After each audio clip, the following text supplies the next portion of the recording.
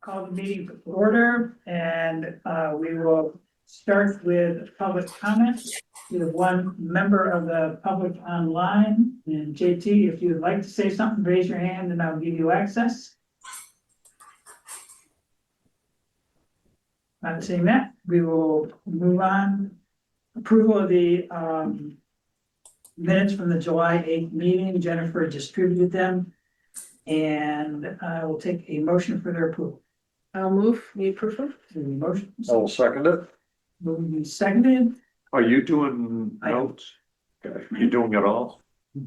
I got the Zoom. I got the. We got you. We'll take the secondary notes in case you missed anything. There you go. Okay, all in favor, please say aye. Right. Why?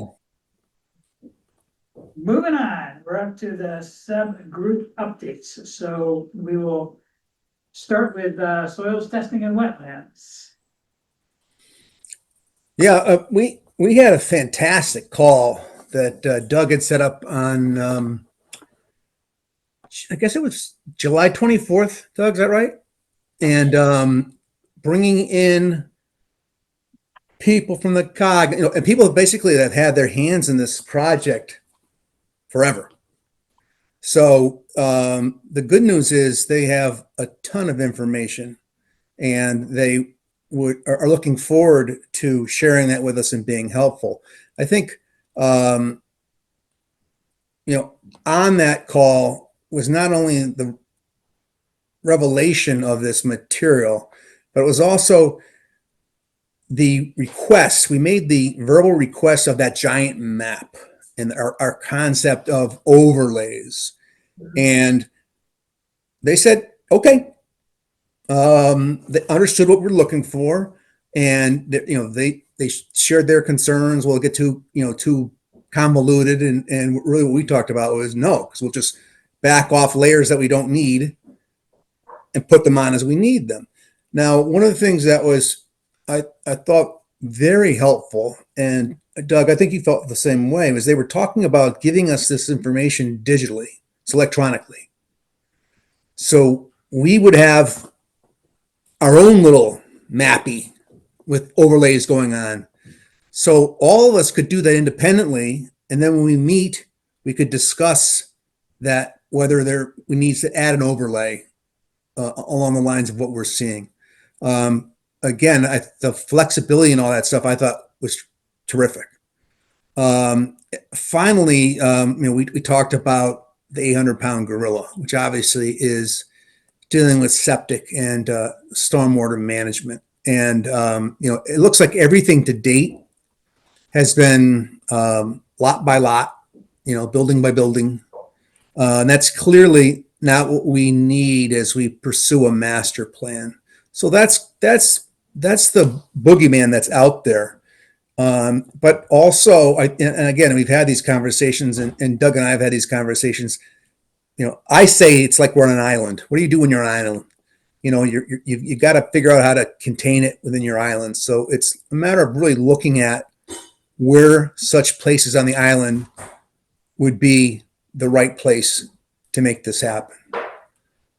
We don't need 25, 30, 50 septic systems. We need one. We need a place to deal with stormwater management. Not 100. But one.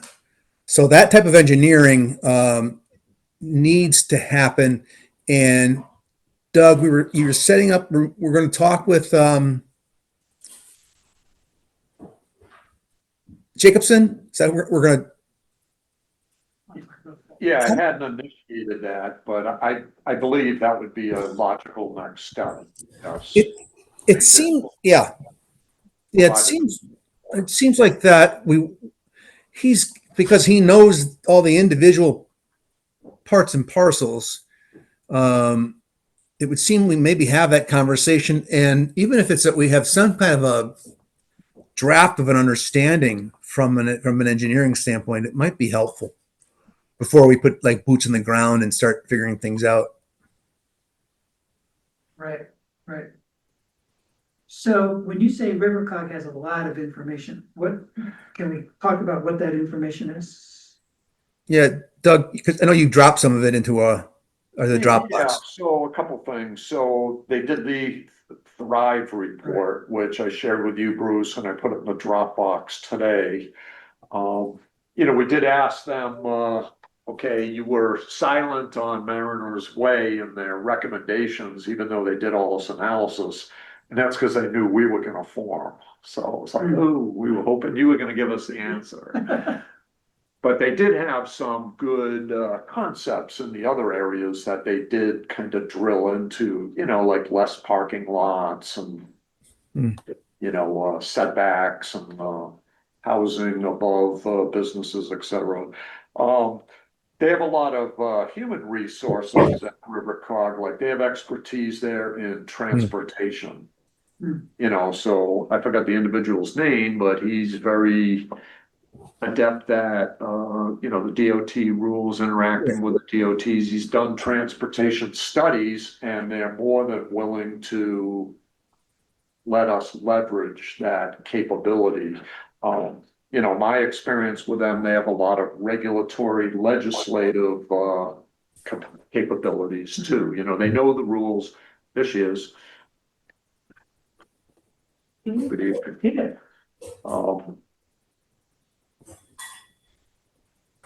Yeah, so, and they had already shared the septic reports that they paid for as part of the Thrive report, accumulated as part of the Thrive report, so. So Doug, you sent that to, I don't think that's what I read. What was the 127 page report that we had from them? It was like transit oriented. Yeah, that's the same Or is that report. the same report? It's the same report. Okay. So it's transit-oriented districts, and I forgot the acronym Thrive, exactly how Okay, so that that's ties the in, same. but it's, build the housing close to the transportation hub, the train, so people theoretically maybe don't even need a car, and they would just walk. They could go to work by train or bus, and they could just walk around town. And, you have all these apartments above the business, and you get that synergy of a like downtown center. Yeah. Just if I could expand. So on the map request, we were working with the Torrance Downs. I was told he's not the guy. He's inspections only. And then the town looked at it. They have another individual, who used to do a lot of the GIS data, but he's slowly, getting more and more retired and weaning himself off. So it went to Rivercog as having that expertise, and so they're working on it now. And so are we waiting for them to say they can put something like that together? Or- Yes, we're waiting for them to say, here it is. And I think, that's been like since the 24th, so it hasn't been quite 2 weeks, so. Yeah. Yeah. And they seemed, I thought what was important here, Doug, was they seemed, that, cognizant of their tools and their ability. So again, the good news is I think we're going to see what we want to see. Yes, and I've mentioned this before, but Susie Beckman is at Rivercog. She had Jennifer's position Right. here earlier, and she went through at least a couple iterations of Mariner's Way. Investigative write-ups and doing the deep dive. So she's very excited about potentially being part of this again. I told her there was no escape. Yeah, exactly. Meredith Way will bring you back. Okay. Anything else to report from that group? What are your next steps, and is there a? Yeah, our next steps really are to hopefully see this deliverable, or we would piggyback with our other committee for that tour, because that would be our first boots on the ground. We're not forcing anybody for deadlines because we know we're using other people's resources. But I did get the sense that we're going to see something, especially in line with that, building, lot lines, not heavy duty grading, but that first level and layer, I think that's something we're going to see relatively shortly. So, with that in hand, then I think we can start reviewing some of this other material and drilling down into these places, and then looking at, the soils issues and the issues dealing with septic and sewer. I don't know enough to know, but let me ask the question out loud, and that is the soils information that the River Cog got on a site basis wrote for, that was kind of a desk analysis by Jacobson. Is that, do we think that that might be a sufficient first filter to then say, okay, now we know the sites, there's no sense in putting any money into finding out more information on those sites, but these sites would be the ones that we would want to focus attention to really see what the capabilities and capacity are. I mean, do we have enough information at that level, or do we still need to kind of think that through? Yeah, so engineers like to overanalyze. And so as part of the material, I put it all in the Dropbox so you can do a deep dive. They have a great write-up. It came from Jake, part of the, I gotta find it here. Yeah, there's a great write-up that says, well, first of all, for each lot, they rated it 1 through 5, where Right. 1 is low capacity, 5 is high capacity. So there were a couple of 3s, a 5 south of the railroad tracks, right at the bridge, South. south of the track. So it's not Mariner's Way, Yeah. but it's there. So You can we run septic under there? Right. There's a couple of 3s. One of them is that big lot B&L has. It's a big lot, but looking at the wetlands, half of it's wetlands, in a flood zone. So, it's kind of like you look at it like, and so it says up to like 7,500 gallons per day. Well, then this other report says, oh, for a hotel, that's 150 gallons per day per room.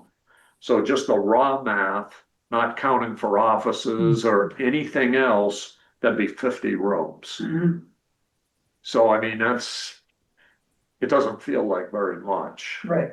but there's a lot of lots together, and I don't know, my glance at it is there's not a lot of septic capacity there, and it would need to be engineered, or I don't know what the words are, Chris. Yeah, I think I think that's what we end up doing, is we end up, having a self-contained wastewater treatment facility. And we engineer it for basically the master plan of the Mariner's Way project. So that we just need to find where that location is. And then again, there'll be sub-locations along the way, just like any system, when you need to move, whether it's stormwater or whether it's waste. There'll be places where there'll be pumps and all that other type of stuff, and staging areas. But really what I think we're looking at, and again, this kind of goes back somewhat, Bruce, to your question, which is, I think we need to drill down some more on this current intelligence that we have. And then with that, you got to, we're going to need the engineering expertise. Yeah, the other, so I'd recommend, if you're interested, read this. It's called a Septic System Capacity Analysis Narrative, but it talks about new rules that are coming out, like if it's over 7,500 gallons per day, nitrogen removal. This is all coming from like Connecticut Deep, and So I mean, when you read this, it's very, very complicated. I mean, you need an engineering company to Yeah. sift through it all and say, here's the maximum capability. Okay, that's great. You guys are doing a great job. I have a question. In terms of, I was thinking more in terms of the wetland soils, but I guess it could apply to like the septic too. Do we know, from land use, if they have maps, like where, for specific properties where like at some point the wetlands were flagged for a specific project or something like that?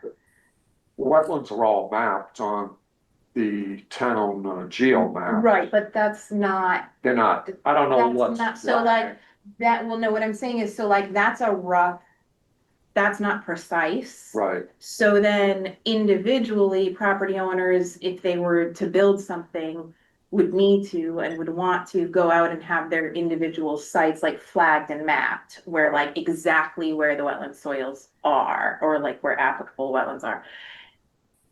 So there may be, I'm presuming, I could be wrong, that there are at least some properties in there, in the district, that have done that for some reason or another. And I don't know if they're like, Bruce's question is what made me think of that. Like, I don't know if they're the properties that we're the most focused on or going to focus on the most, but it might be worth asking that question. That's all. Your planning days too. Have you talked about that at all with the plan? I guess, yeah, I mean, at some point, properties would need to be flagged, to move forward. We hadn't considered that up front, but it's definitely a consideration. Yeah.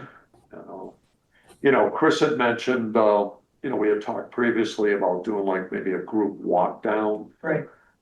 So when we do that, we could probably do some observations. I know like my property was flagged when I bought it, but those flags are all gone now. Right.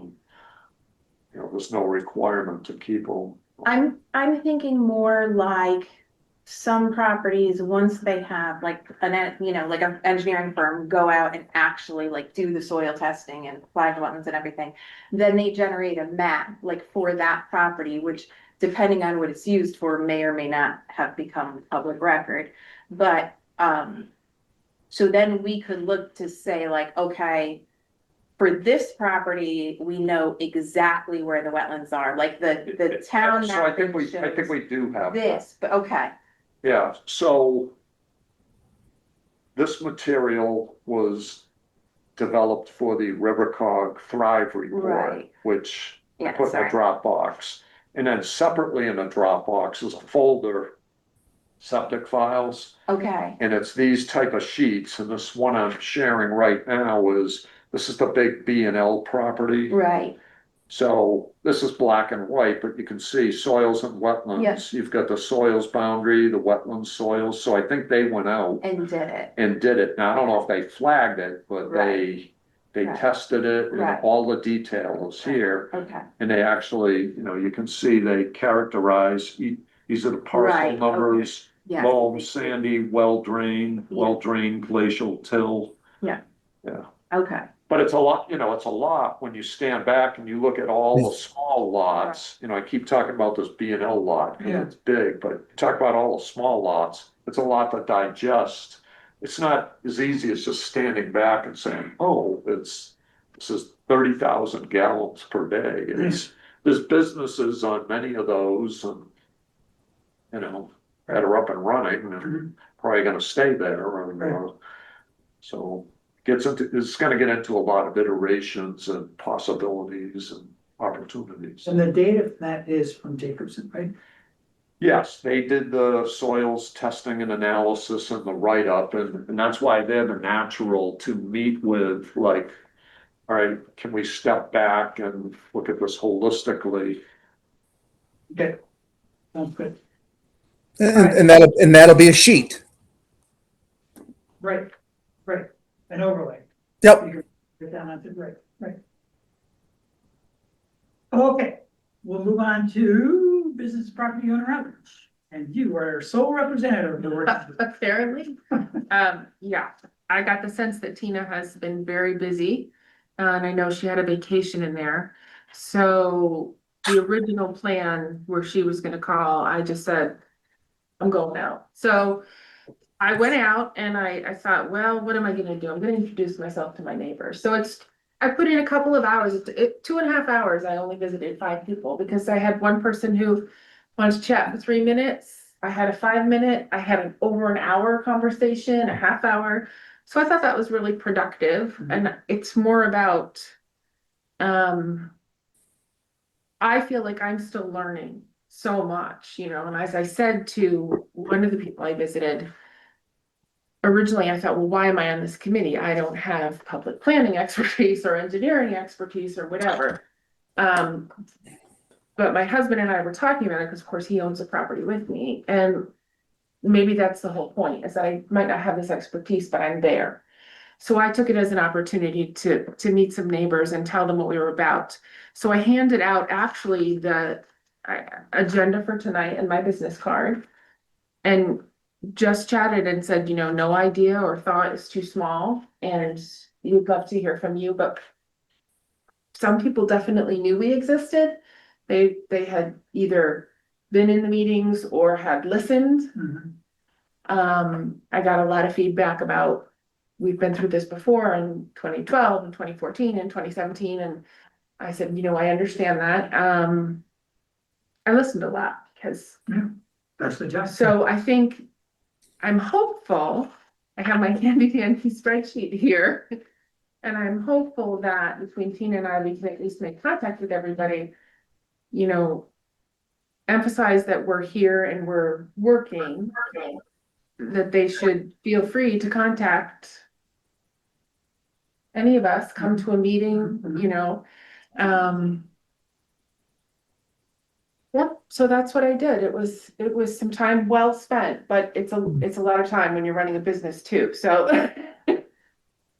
Well, one of the things, and when Jennifer gets back, we can talk about it. I think we should, it sounds like, that one of the opportunities that we have is maybe set up some kind of communication system, whatever it is, whether it's sending updates to emails or somehow not being it. Well, Tracy came about 6 months ago and I haven't heard anything. So, Yeah.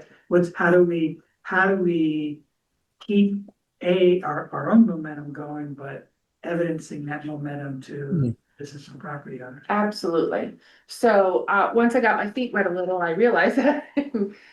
So, I had a little fill in, one business owner name on here and a phone number and stuff like that. And I started thinking, this is all new to me. Yeah. So I would love to see that. And for now, I'm introducing myself, but I thought as soon as I have more to tell them, I think that's critical. It's really critical, and that should be part of what Tina and I are doing, is actually making sure we have good contact info.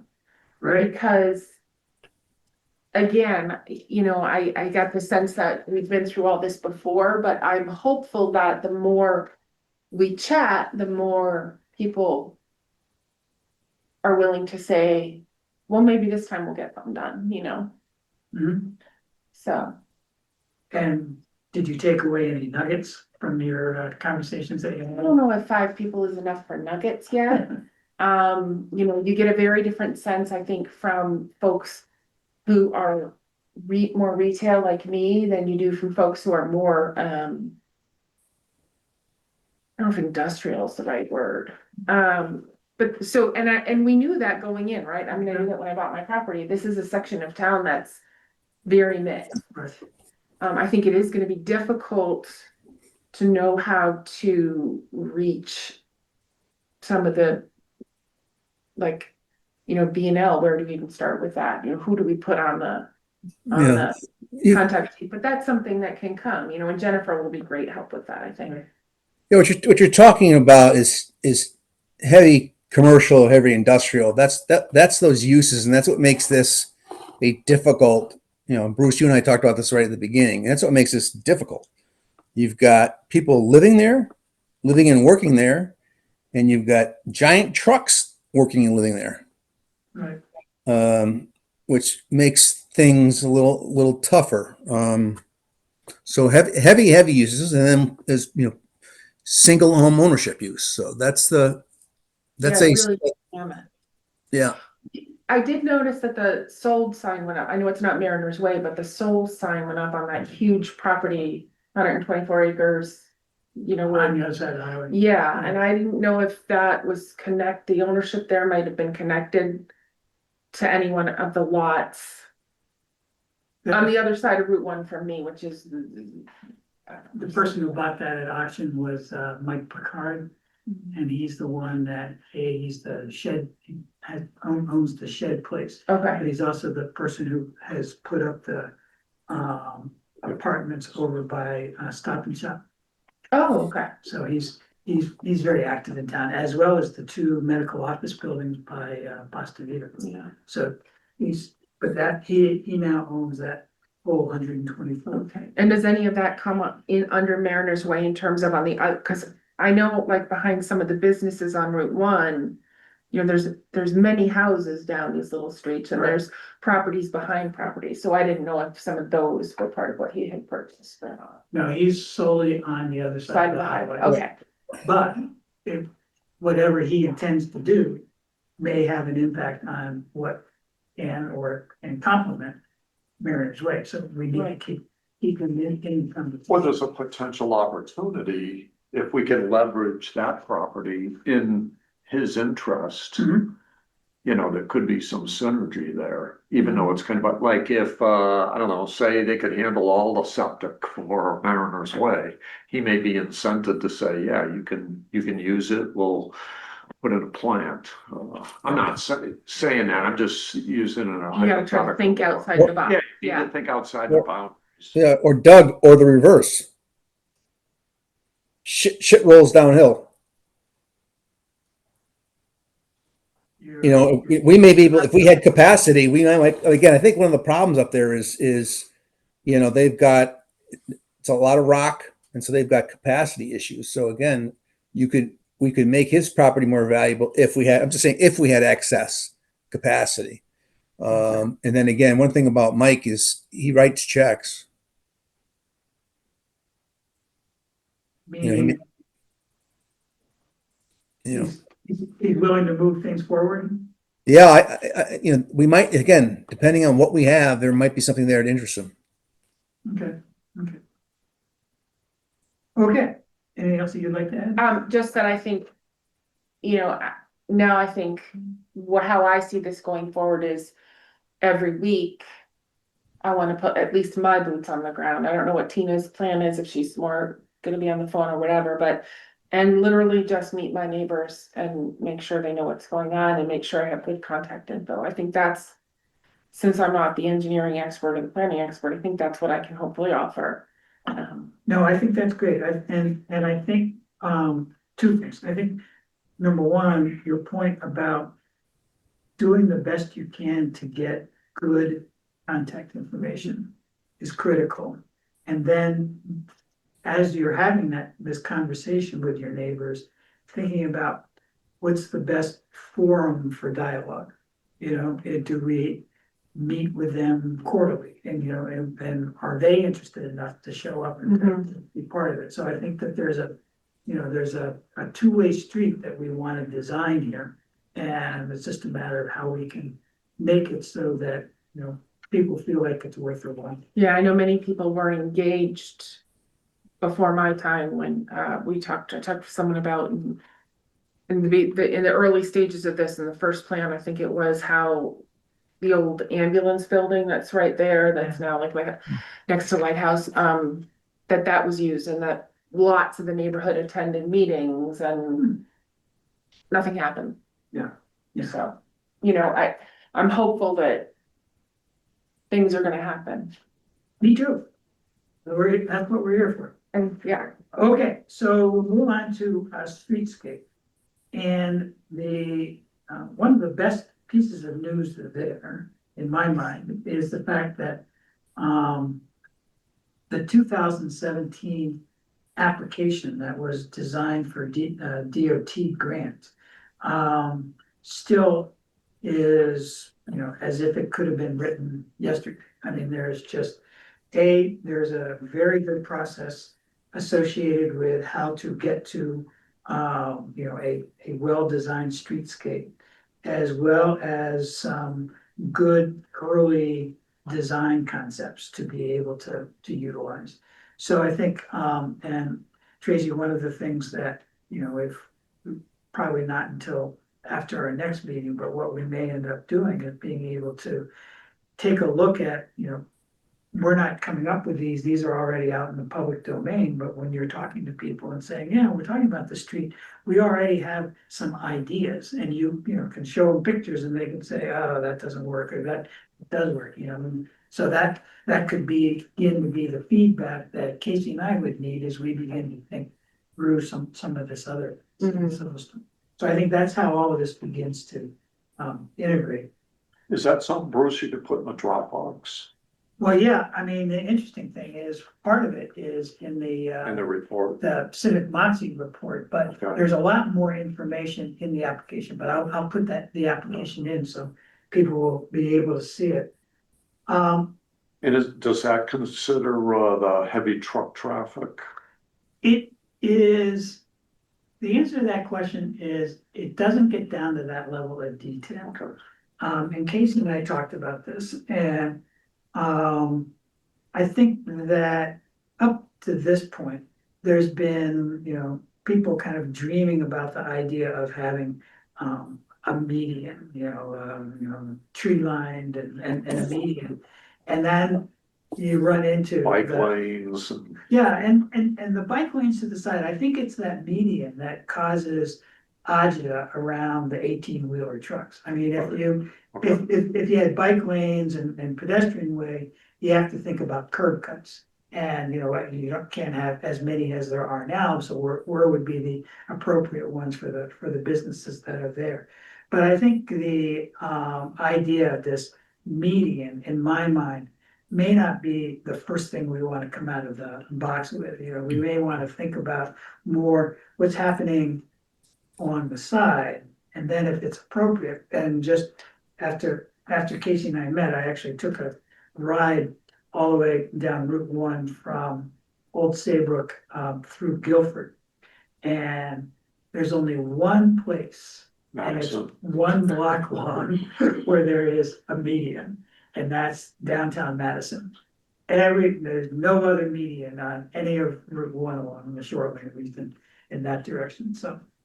Yeah, you wouldn't want to maneuver big trucks in No. downtown Madison. No, Yeah. yeah, that's why they Okay. go around behind and into the Stop and Shop. Yeah, no, and actually Main Street, Old Saybrook is similar.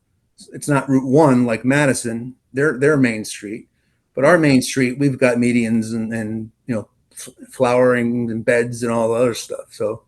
Right, so we don't necessarily need. Yeah, I agree. So, but I think, so the focus on, mobility, bike, pedestrian, and just making the, sides of the road looking nicer is probably an early focus, and that's part of what you can see within the work that was done. And also part of the 2007, part of that grant application involved looking at, like, doing actual traffic studies and like actually looking at levels of service and curb cuts and traffic movements, like to I think in part to take into account like the truck traffic or any other traffic.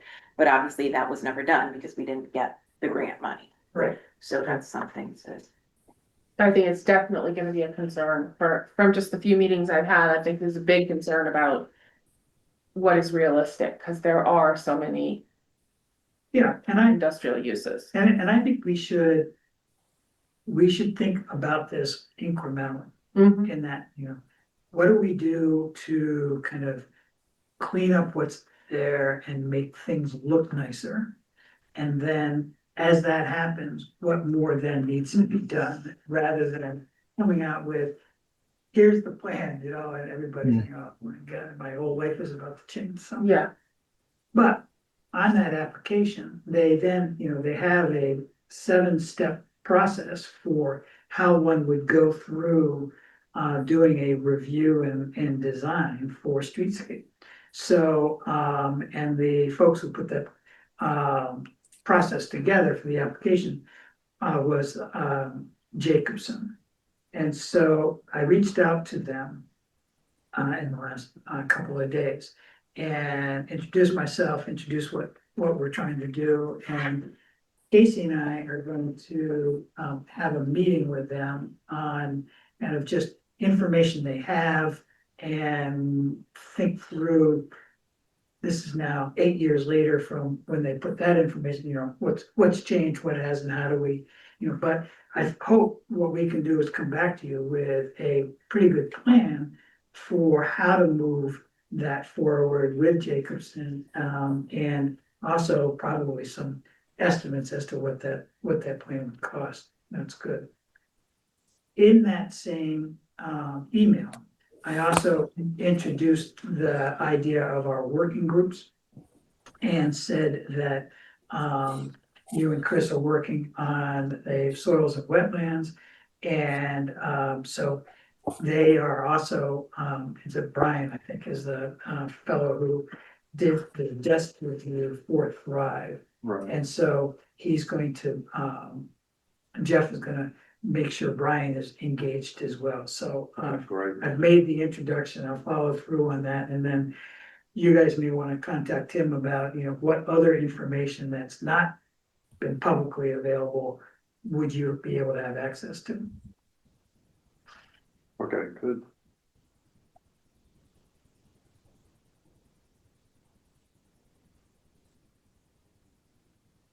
What more? No, I was just thinking that,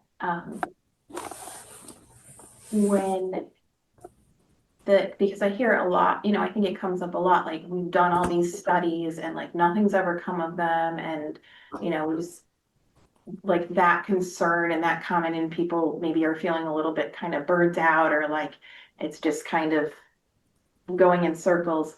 But I will say, for at least for Bruce and I, we're using some of those old studies to sort of build on, and they've been really valuable to us, so that we don't have to do that part again, because otherwise we'd be having to do all of that. Right. So I think even though they're spread out, like it's you know, you can tell people that we're building off of those. We're taking the steps that come next instead of like Right. we don't have to reinvent repeating it the wheel. over again. Yeah. Exactly, yeah, yeah.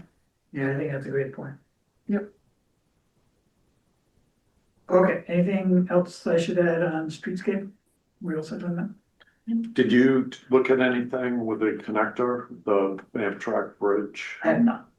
That's a hard one. Yeah, I did talk to, it's interesting what you say about Rivercog and their transportation person.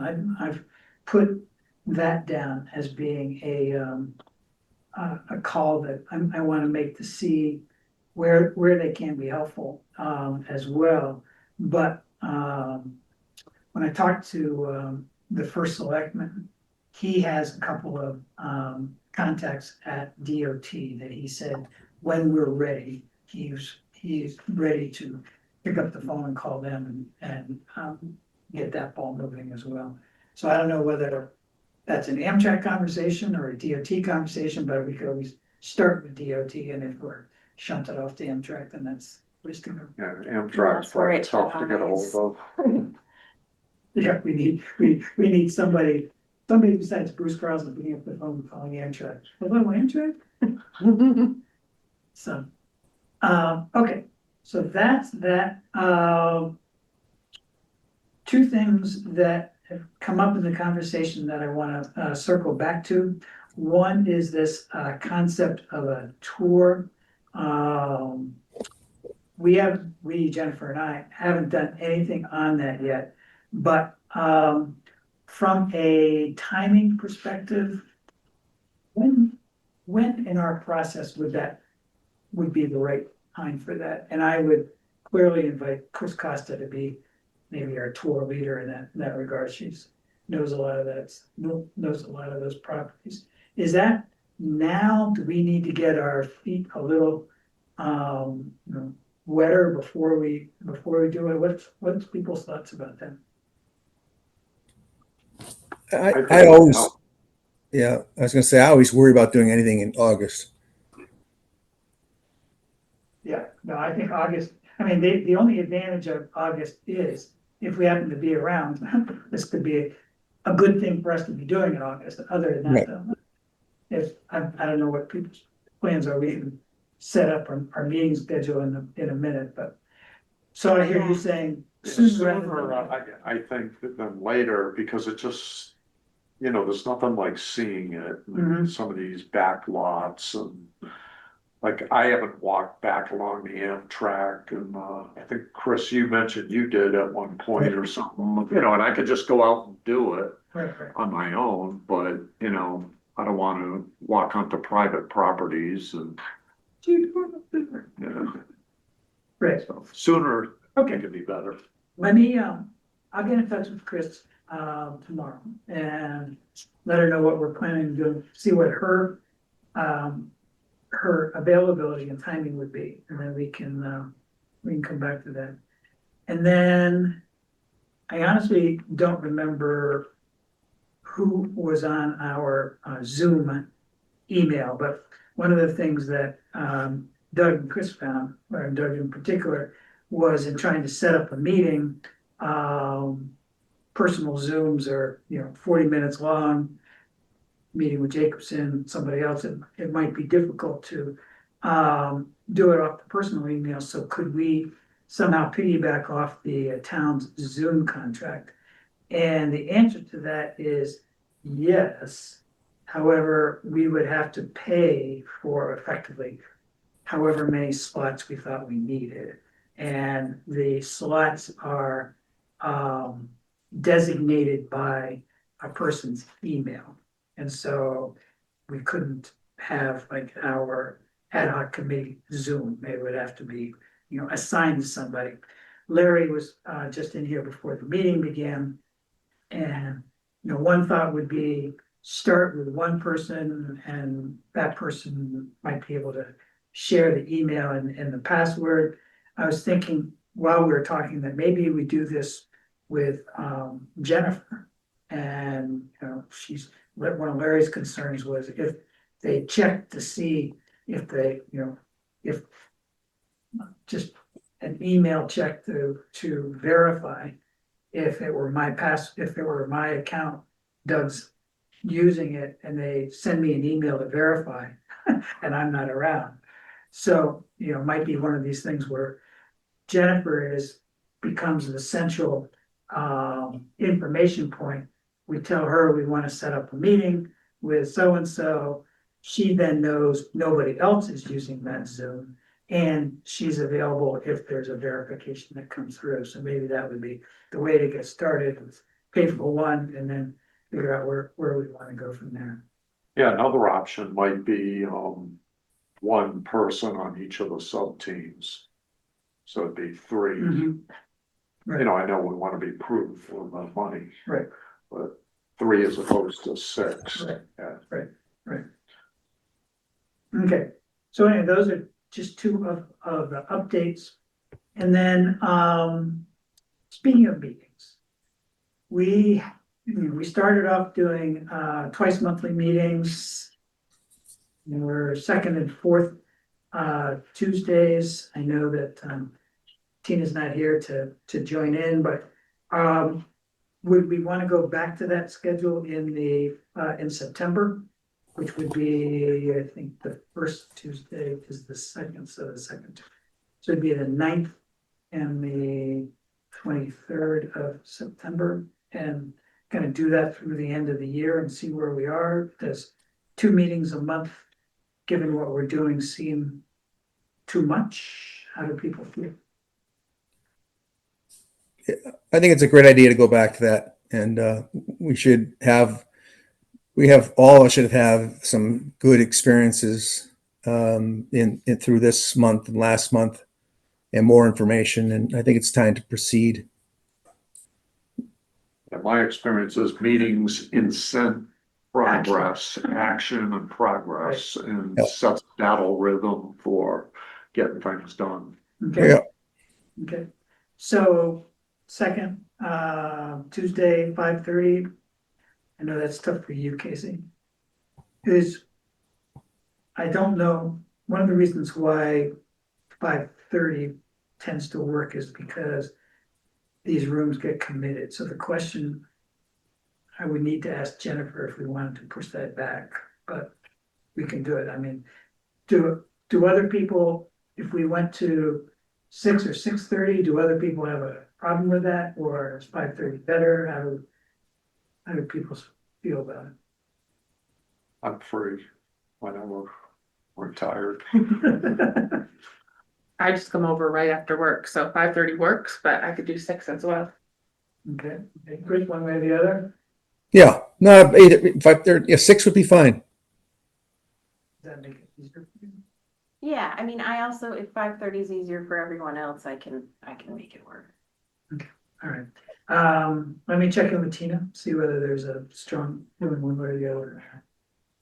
And then we will plan then for the second and fourth, either late in the afternoon or early evening of the fall, going from September through December. That's what we'll set up, and we will probably, given the schedule, we'll probably be jumping back and forth between the upstairs conference room and this conference